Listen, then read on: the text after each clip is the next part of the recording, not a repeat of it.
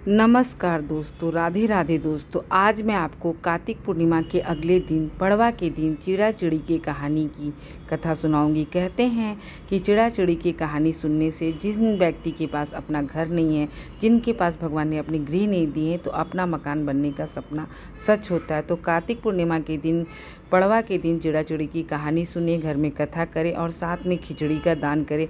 खिचड़ी का भोग आप अपने ठाकुर जी को भी खिलाएं, साथ में घर में भोग प्रसाद बनाएं और खिचड़ी का दान करने से अथाह पुण्य की प्राप्ति होती है। तो दोस्तों आइए चलते हैं, चिड़ा चिड़ी की कहानी सुनते हैं।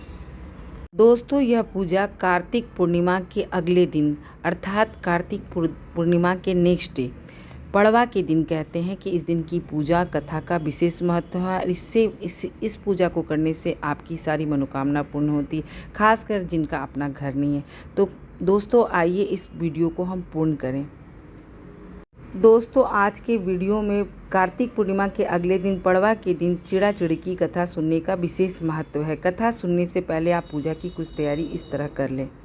एक थाली लें, उसमें आप 1 लोटे जल भरें, उसमें हल्दी और कुमकुम रखें, साथ में खील बतासे रखें, कुछ मौली रखें और 5-6 दीपक रख लें।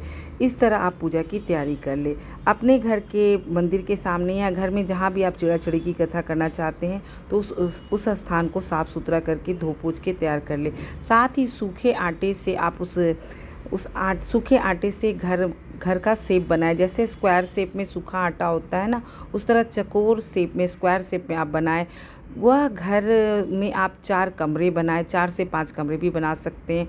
साथ ही 4 कमरे में दरवाज़ा मुख्य रखें और कुछ आटा गूँथा हुआ होना चाहिए। उसमें 2 चिड़ा चिड़ी अर्थात नर और मादा 2 चिड़ा चिड़ी का आप शेप बना करके जो पूजा का स्थान आप बनाए हैं, जो घर बनाए हैं, उसके बीच में रखें। चारों तरफ आप कमरे के चारों तरफ आप दीपक रखें, दीपक को प्रज्वलित करें। 4 से 5 दीपक रखें, बीच में जो आटा का चिड़ा चिड़ी बना है उसको रखें और हर घर में खील बतासे रखें। जिससे खील बतासे रखने से ये प्रतीत होता है कि घर में अन्न धन भरा हुआ है। और साथ में मौली कुमकुम हल्दी से आप दीपक की पूजा करें। साथ ही जो गृह आपने आटे के चकोर शेप में बनाई है, उससे भी आप हल्दी कुमकुम रोली से पूजा करें। घर के चारों तरफ आप फूल से सुसज्जित करें, फूल ज़रूर रखें। और आप कैंडल लगाना चाहते तो चारों तरफ दीपावली की तरह घर को सुसज्जित करें। साथ ही भगवान विष्णु की तस्वीर रखें और आप अपने हाथ में चावल और दाल तुलसी पत्ता रख करके इस कथा को सुन सकते हैं। कथा सुनने में इसमें खिचड़ी के प्रसाद का विशेष महत्व है। साथ में आप खिचड़ी बनाकर रखें और यह खिचड़ी प्रसाद घर के बीच में भी रखें ताकि चिड़ा चिड़ी को भोग लगे। खिचड़ी का प्रसाद उस दिन विशेषकर बनाने का महत्व है और खिचड़ी का प्रसाद आप ठाकुर जी को भी भोग लगा सकते हैं। पूजा खत्म होने के बाद अपने घर परिवार में भी खा सकते हैं और आसपास के लोगों को भी भोग प्रसाद वितरण कर सकते हैं। आप भंडारा करना चाहते हैं तो आप भंडारा भी करें। दोस्तों आइए सुनते हैं चिड़ा चिड़ी की कहानी। हाथ में चावल दाल और तुलसी पत्ता लेकर यह कथा आरंभ करें। सबसे पहले भगवान से संकल्प करें कि भगवान, मैं इस चिड़ा चिड़ी की कथा कह रही हूँ और यदि इस कथा के बीच में मुझे कोई बाधा आता है या मुझसे कुछ गलती हो तो आप मुझे क्षमा करें।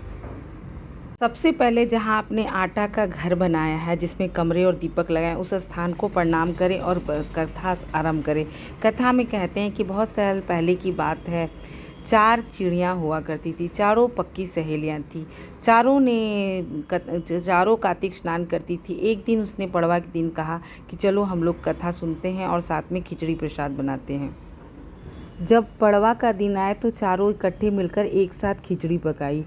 एक चिड़िया चावल लेके आई, दूसरी चिड़िया दाल लेके आई, तीसरी चिड़िया घी लेकर आई और सब ने मिलकर खिचड़ी पकाई।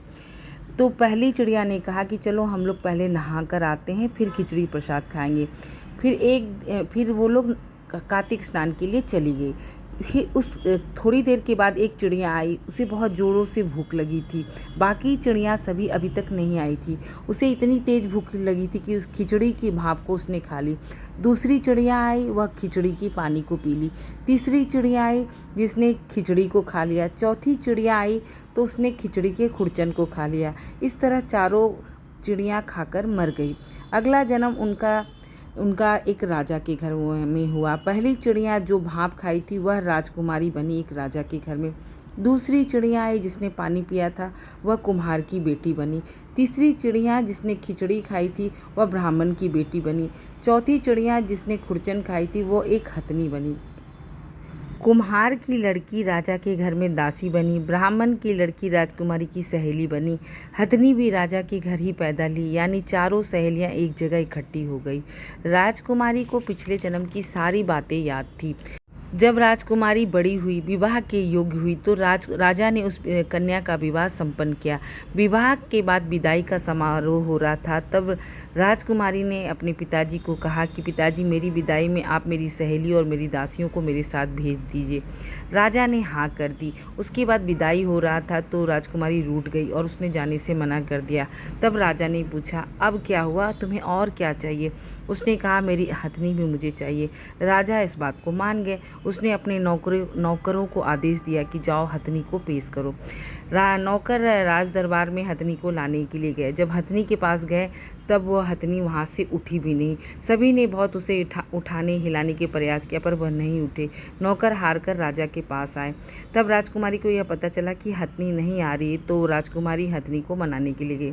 हथनी के पास जाकर राजकुमारी ने उसके कान में कुछ कहा। यह सुनकर वह हथनी उठकर खड़ी हो गई।